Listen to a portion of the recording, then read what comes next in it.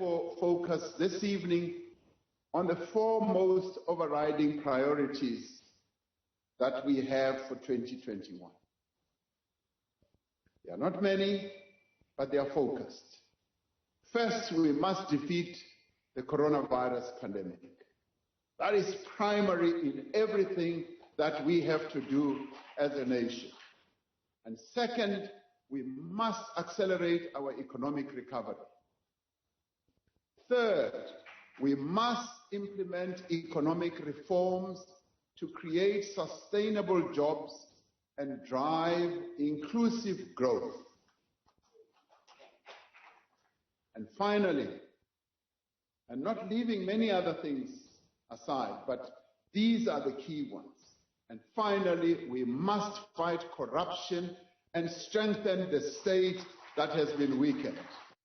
Right, as we await this year's State of the Nation address by President Cyril Ramaphosa, we take a look back at what he did promise in the previous one, and I'm joined by various political parties here to unpack the State of the Nation according to them and what issues President Cyril Ramaphosa should be focusing on in this year's SONA. Joining me tonight, IFP's national spokesperson, Mkhuleko Hlengwa, Deputy Chief Whip, Sivuyo Gwahube, and UDM MP Ngabayomzi Nkwanko. Look to get the good party on as well as the EFF in just a moment as well. You're a part of the conversation tonight, 072-110-5584. On the question of the pandemic, how did we handle the crisis? Did we rise above the crisis? Are you satisfied with the comprehensive response that has come about to the pandemic? On the acceleration of the economic recovery and the implementation of the recovery plan, what are the matters that arise there for you? Tweet us tonight, or you can also send us your WhatsApp questions and comments for our panel here this evening. Good evening to you all, and thank you very much for your time and joining us tonight here on In Focus. Broad strokes, if we take a bird's eye view on those four most overriding priorities, very easy to measure someone when he gives yourself four things. Say, no, judge me on these four things in this year. That's going to be my focus. How have we performed, Sivuyo? Let's talk firstly on the defeating the coronavirus pandemic, a comprehensive response to the virus. We are currently sitting at 28.3% fully vaxxed, 33.3% those who've received one dose. As a matter of statistics, infections, all in all, 3.6 million, and the number of deaths around 96,000. If you look at those numbers, you look at how we have responded, was it adequate enough, at least in the last 12 months? Good evening, Thabo, and good evening to your viewers. I think firstly, I think it's very, very important, and I'm hoping the president will acknowledge and send our deepest condolences, because those 96,000 people are, friends, family, and family members of many, many South Africans. And so really, when we're looking back at the performance of government in this regard, we have to pay credence to the fact that people lost lives, and not just in South Africa, but globally. Then secondly, I think we've got to look at a number of criteria, and I hope that the president will go into greater detail here. Number one, I think we've got to look at the initial response for COVID-19. And if you look at the initial response of COVID-19, you will look at things such as the capacity of the healthcare system when this pandemic started, how we then handled the pressure, particularly of the first and the second wave of infections. And we didn't fare well at all. And I think that was a product of the fact that there was a legacy issue of an ailing health system. But the pandemic found us already with a health system that was already on its knees. It was never going to be able to really take on the kind of pressure that we needed. Then the second part, Thabo, is you've got to look at how the governance issues around the management of this pandemic. And where that is concerned, the president and his entire cabinet have failed spectacularly. Because when you're looking at governance, you're looking at corruption, and you're looking at the large-scale corruption that we had and we saw. In fact, probably the biggest large-scale corruption we have seen in one short period of time during a crisis since 1994.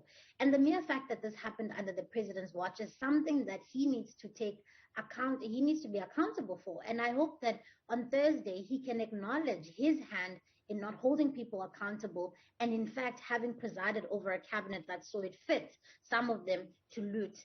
And then I think the last thing then would have to be around vaccination figures.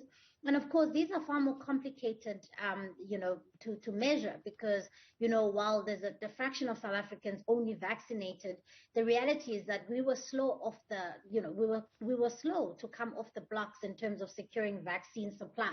And so that also had an impact on whether or not where we would be right now.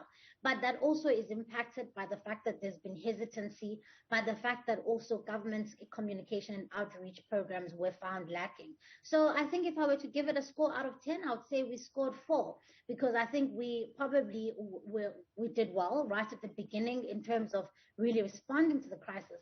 But then the wheels started to come off in a bad way, and South Africans really can't be proud of the way in which government has handled itself in this crisis. Kulego, the President would be the first to admit, in fact, he did admit in last year's SONA that mistakes were made in handling the pandemic. Did not outline what those mistakes were, but I'm sure they are glaring to everyone, but maybe worth pointing out, particularly the issue of corruption and the mishandling of the money meant for actually fighting this virus went into people's pockets, and still awaiting people to actually be arrested, even though some are being arrested for smaller amounts, 1.9 million or so. Those who benefited from big amounts are still yet to be arrested. But in your view, did we rise above the crisis? Did we balance the human cost versus the economic cost?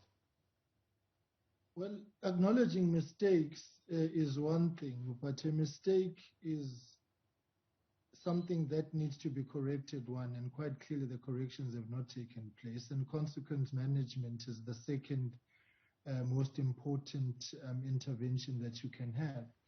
Otherwise, it becomes a cosmetic acknowledgement. So there has to be consequences, and we have not seen those, particularly in the highest echelons of government. And this is a golden thread throughout all the crises that the country has faced, whether you're speaking about the arms deal, you're speaking about COVID corruption, you're speaking about the reports of the Zondo Commission, which parts 1 and 2 has come out. You look at what happened in Marikana, and you realize that there is no appetite for those in political office to actually be prosecuted.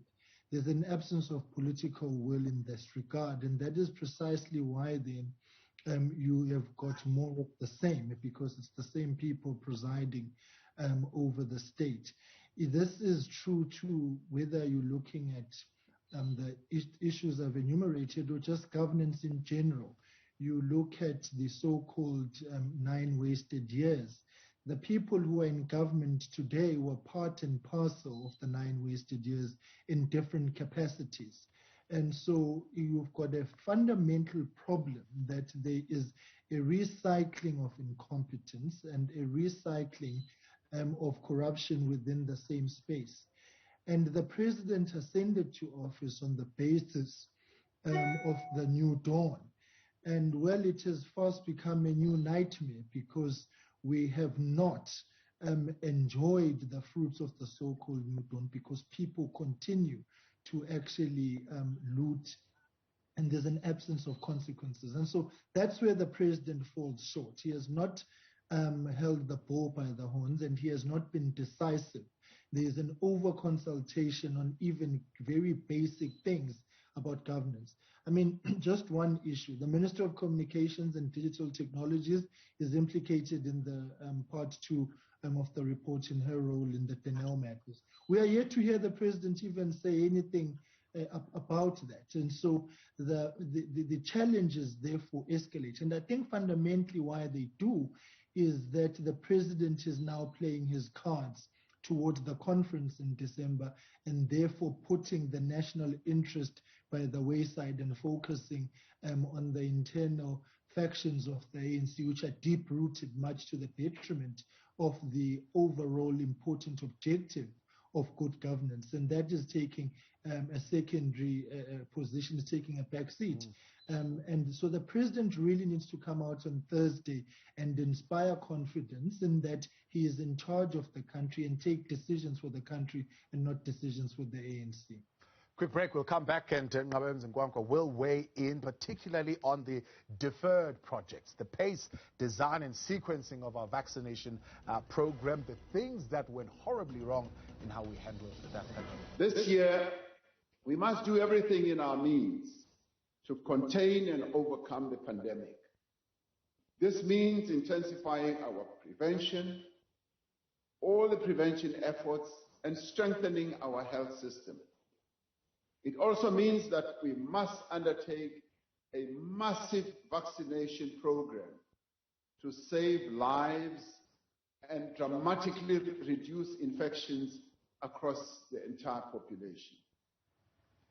You're back on In Focus. Political parties weighing in on what the president should focus on in the State of the Nation Address 2022 as we look back at some of the 4 overriding priorities he promised last year and how he performed those issues. As well as Nqaba Mzimkwangwa joining me in this conversation tonight. Nqaba, what is your take on the strength of our health system? Are we now looking at a stronger health system having come out of this pandemic, but also weigh in on what your views are on the pace, design and the sequencing of our vaccination program?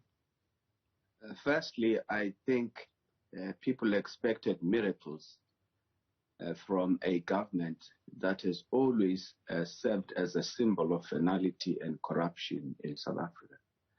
I mean, what happened during the outbreak of the pandemic was not something that I'm sure those who are claiming to have been shocked and outraged by what happened, they would be pretending really, because we know that whenever the ANC government rolls out a program, the first thing that they prioritize is to always find a way of appropriating public resources for private use. And the COVID-19 rollout program was no exception. Instead of them responding to the crisis appropriately, they saw an opportunity to amass great personal wealth for themselves. And unfortunately, even as we speak, the politicians were responsible. Some of them who influenced the processes and the corruption have not been held to account. They have not been brought to book. It is what has always been happening in South Africa. Whenever there's a scandal or an incident of corruption, it's usually the small guys who are actually sacrificed in the process of trying to cleanse politicians so that they keep on being portrayed as victims in the entire process, when they actually play a facilitative and a central role in the looting of state resources. What happened at the time, which I'm sure is still even happening now, is that it proved once again what we've been saying as a party, that corruption is institutionalized in the ANC, has become very endemic. Up until the President Cyril Ramaphosa is able to deal with those issues, deal decisively with them, and show that in instances where there are allegations of corruption against prominent ministers in his government, he acts. He doesn't dilly-dally like he did with the Minister of Health, the former Minister of Health, Minister Willem Kize. You will also recall that when Minister Willem Kize resigned, the president decided to compliment him, right, as a comrade, because obviously he was worried or trying to position himself and doing political posturing within the organization for the next elected Congress of the ANC, instead of worrying about sorting out administrative and governance issues in the country. You will know that in the entire country, when it comes to the basic healthcare system, I had my colleague Sivuyo Kwaruba saying something important, saying she would give them a score of 4 out of 10. I would give them a score of 2 out of 10. I think she was very generous for one simple reason. When we embarked on the hard lockdown at the beginning, right at the beginning of the pandemic, they did so by convincing us as the public that they were preparing the basic healthcare system so that it can be able to administer the vaccine to deal with the outbreak of the coronavirus. But when the crisis time came, they were not able to deal with any of those issues. They were not even able and prepared to roll out the coronavirus vaccination program properly without any glitches. And the problem is, every time you ask the question, there's usually a blame game about some or other colleague or some or other stakeholder having failed to do certain things properly, instead of the government taking responsibility for some of its failures.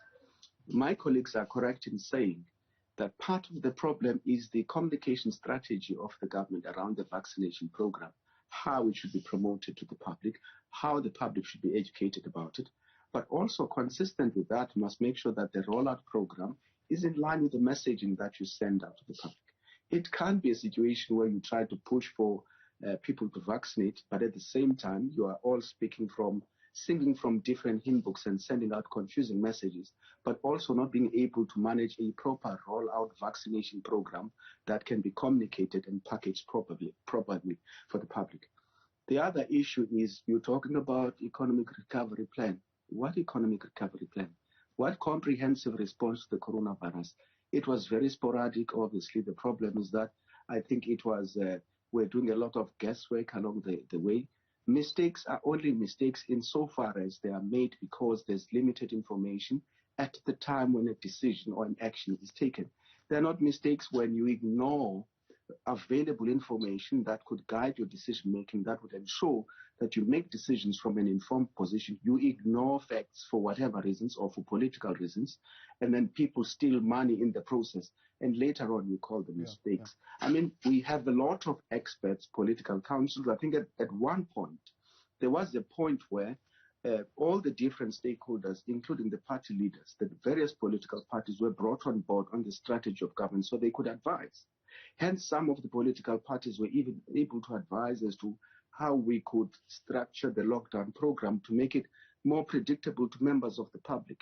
But as soon as that process, that consultative process and forum was closed down, then the government started doing guesswork. They started doing what they call mistakes when they had the information and the stakeholders right at their available at their disposal in order for them to consult them, and they did not do so. Let's quickly look at that implementation of the recovery plan and listen to what the president had promised would happen. Of course, this was a matter of months before we saw the July unrest as he was making this particular delivery.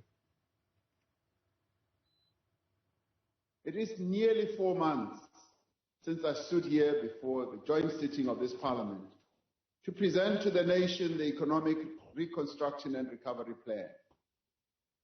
This evening, we stand here not to make promises, but to report on the progress in the implementation of the recovery plan, and also the priority actions that we need to take to restore growth and to create jobs.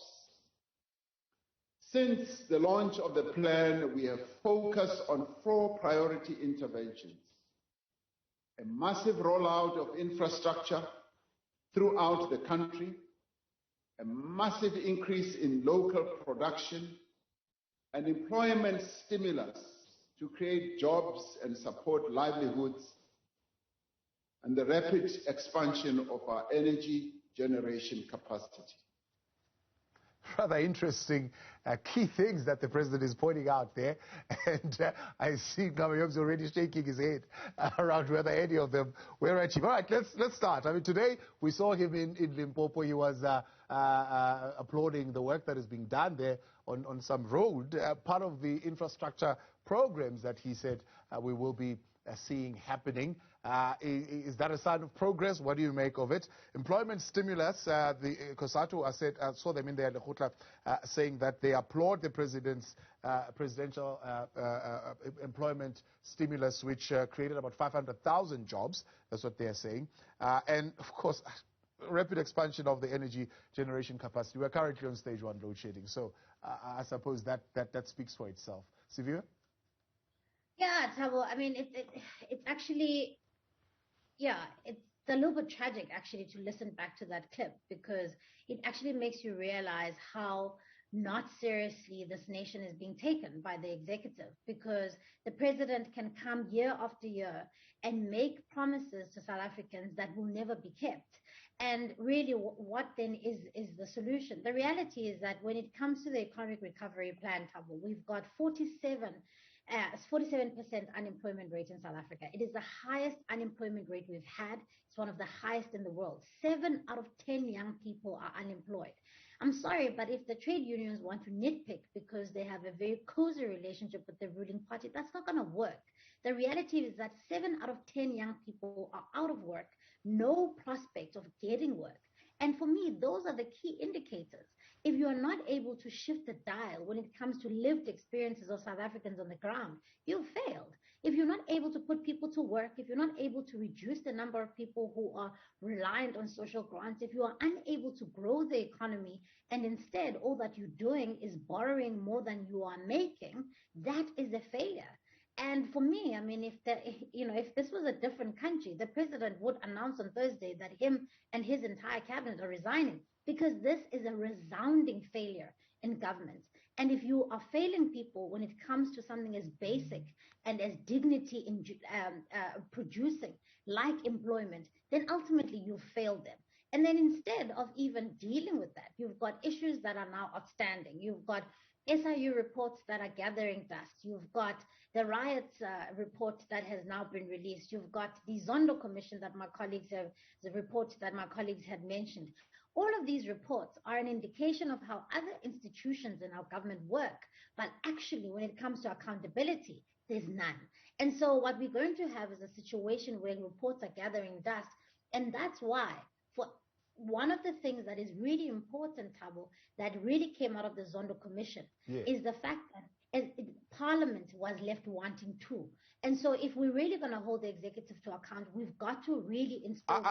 I'll come back to that in a moment. I want to hear what role you think Parliament should actually be playing as far as that particular report is concerned. Conversation continues tonight on In Focus with the political parties on the preview of what to expect really in the SONA and what the president should be focusing on, particularly around this question of unemployment. Joblessness, depending on what definition you're looking at, certainly went up. Added to it, matters around the July unrest. Poverty certainly has gone up. Hunger certainly has gone up, and inequality has deepened in the country. Yet the president made a promise that there will be a strong recovery in employment by the end of the year, pinning his hope on a massive infrastructure rollout of the building of roads and bridges and whatever else that needed to be built. What was missing in that promise? I mean, a promise was made, but if you probably ask the Statistician General, the former Statistician General, Parilo Hote, say the challenges in this country is that we just make promises, but there are no plans to support how we're actually going to get there. Mkhuleko? Well, the former SG is quite correct.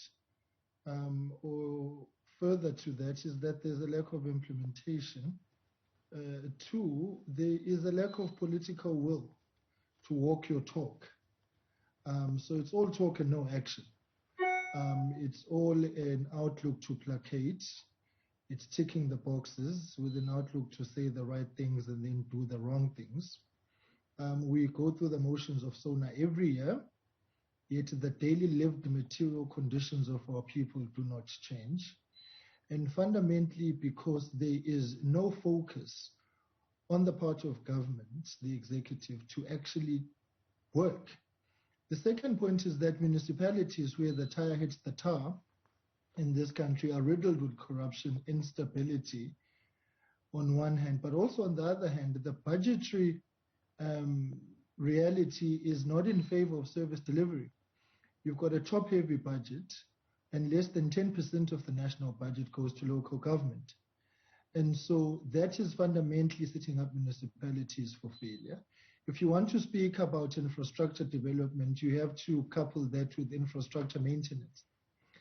The war on leaks campaign was riddled with corruption. There was no consequences on that. And so you're looking at, roads, potholes in this country are a mainstay. And now how do you expect the movement of people, goods, and services to go? You've got a collapsing railway infrastructure where the majority of our people depend on to actually move. There is little appetite to move logistics onto rail, overburdening the infrastructure that you already have. So in other words, the issue is that there is a confusion and a contradiction in terms of what needs to be done and how it needs to be done. And that emanates precisely because, well, the government is confused. The third point is that there's a trust deficit between the executive and the people. The people do not trust the government simply because the government does not do the right things.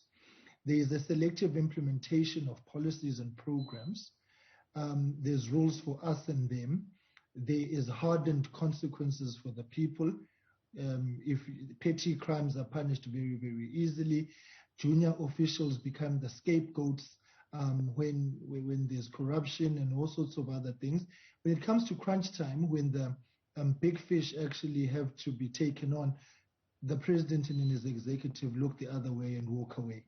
And that is precisely then why this is the problem. The final issue is that, of course, Parliament is a problem, but certain aspects of Parliament. For so long as portfolio committees see themselves as an extension of the executive and not ask the critical tough questions, interrogate the annual reports, the annual performance plans, the budgetary reviews that take place every year.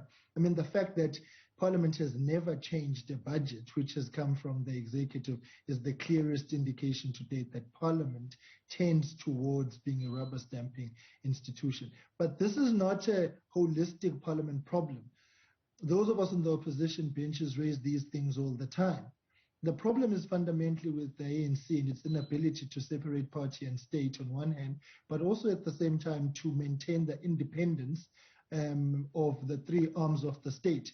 And in this case, I mean, Parliament most often than not sees itself as a stepchild of the executive. And so there has to be a renewed focus on entrenching parliamentary democracy as a norm in this country and as the anchor on which democracy needs to move.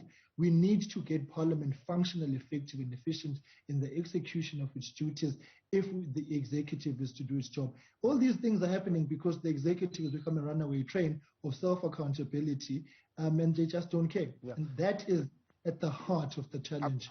I'm fast running out of time. I wanted to weigh in on some more other issues. Now, talk to me about, will we ever see a rapid expansion of energy generation capacity in this country? I mean, one emergency power generation was announced last SONA. It's caught up in some court battle.